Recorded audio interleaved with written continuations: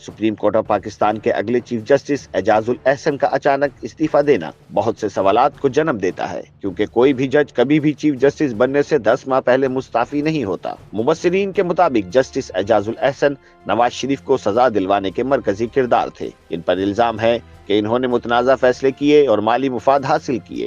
ان کے خلاف وکلا درخواستیں دائر کر رہے ہیں۔ وہ پاناما میں مانیٹرنگ جج تھے۔ ممکن ہے وہ اس بات سے خوف زدہ ہوں کہ ان کے خلاف بھی ریفرنس آ سکتا ہے، اس لیے انہوں نے پہلے ہی استعفیٰ دے دیا۔ 2016 میں جب پاناما کی نااہلی کا سلسلہ شروع ہوا تو ان سب بینچز میں جسٹس اعجاز الاحسن کا اہم کردار تھا۔ دوسری جانب سینئر صحافی انصار عباسی کا کہنا ہے کہ جسٹس اعجاز الاحسن نے جمعرات کو اس خوف سے استعفیٰ دیا کہ سپریم جوڈیشل کونسل ان کے خلاف مبینہ طور پر گرینڈ حیات ہوٹل کیس میں کارروائی کر سکتی ہے۔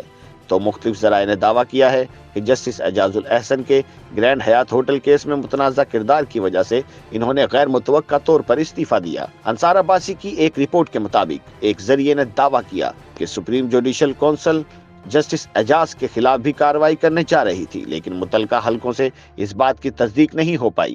دوسرے ذریعے نے جسٹس اعجاز کے استعفے کی یہی وجہ بیان کرتے ہوئے کہا کہ اس کیس میں جسٹس اعجاز کے کردار کے حوالے سے متعلقہ مواد مختلف اداروں سے چند ماہ قبل جمع کر لیا گیا تھا۔ اب کارروائی ہونے جا رہی تھی کہ جسٹس اعجاز الاحسن نے کارروائی کے آغاز سے پہلے ہی استعفیٰ دے دیا۔ خیال رہے کہ گرینڈ حیات ہوٹل کیس میں سپریم کورٹ کے 3 رکنی بینچ نے اس وقت کے چیف جسٹس ثاقب نثار کی سربراہی میں جنوری 2019 میں گرینڈ حیات ہوٹل کی لیز بحال کی تھی۔ یہ لیز CDA نے بائی لاز کی خلاف ورزیوں پر منسوخ کر دی تھی۔ اس 3 رکنی بینچ میں جسٹس اعجاز الاحسن بھی شامل تھے، جو جج بننے سے قبل میسرز BNP کی وکالت کرتے تھے۔ اس کمپنی کو 13.5 ایکڑ زمین 1 کانسٹیٹیوشن ایوینیو میں گرینڈ حیات ہوٹل کی تعمیر کے لیے الاٹ کی گئی تھی، لیکن کمپنی نے ہوٹل کی بجائے 40 منزلہ اپارٹمنٹ کمپلیکس تعمیر کیا اور ہرے بھرے علاقے کو رہائشی اور تجارتی علاقے میں تبدیل کر دیا۔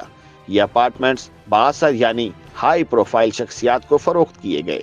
سپریم کورٹ بینچ نے جسٹس ثاقب نثار کی ریٹائرمنٹ سے 1 ہفتہ قبل مختصر آرڈر جاری کرتے ہوئے لیز بحال کی تھی۔ میسرز BNP پر کوئی طریقہ وضع کیے بغیر 17.5 ارب روپے کا جرمانہ عائد کیا گیا تھا۔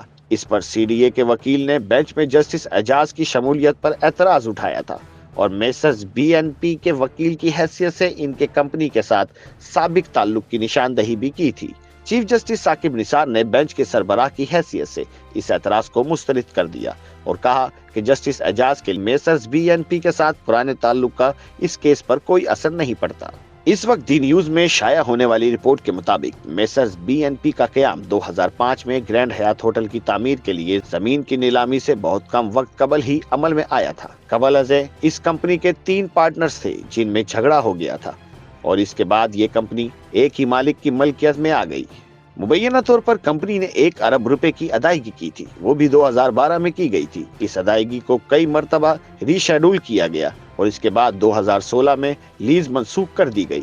CDA نہیں چاہتا تھا کہ پلاٹ کی لیز بحال ہو، لیکن CDA کی درخواست مسترد کرتے ہوئے جسٹس ثاقب نثار نے سوال کیا کہ کیا CDA 13 سال سے سو رہا تھا؟ اسلام آباد ہائی کورٹ نے بھی لیز کی منسوخی کو برقرار رکھا تھا اور FIA کو ہدایت کی تھی کہ وہ زمین لیز پر دینے اور قواعد میں نرمی کرنے اور بولی کے بعد کی تبدیلیوں میں کمپنی کو حق دینے کے ذمہ دار اہلکاروں کے خلاف کارروائی کرے۔ میسرز BNP نے ہائی کورٹ کے فیصلے کو چیف جسٹس کی سربراہی میں قائم ہونے والے بینچ میں چیلنج کیا تھا۔